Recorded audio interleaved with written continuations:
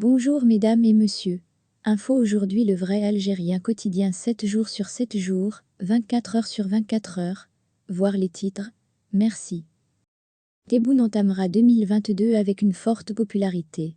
Un énorme coup dur pour Djamel Belmadi.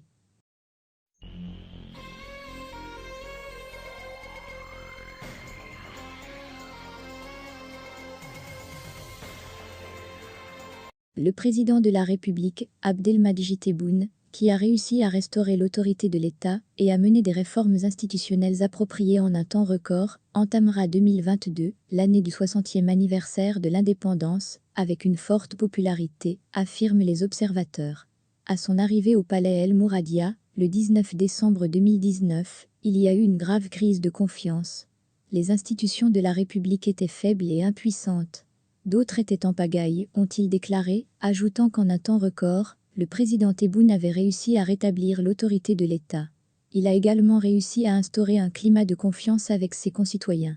Fermez les guillemets, au cours des 2 premières années de son mandat, le président de la République s'est lancé dans une véritable course contre la montre pour doter le pays d'institutions légitimes dignes d'un État moderne, ce qui est totalement nouveau en Algérie, ajoutons.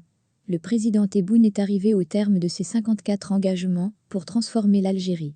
À l'international, sa politique s'est traduite par la consécration du leadership algérien, s'imposant comme le seul président algérien à engager une diplomatie intelligente, ce qui lui a permis de passer à l'action pour apaiser la tension et renforcer la position de l'Algérie comme principal et incontournable acteur de la stabilité et de l'instauration de la paix dans la région.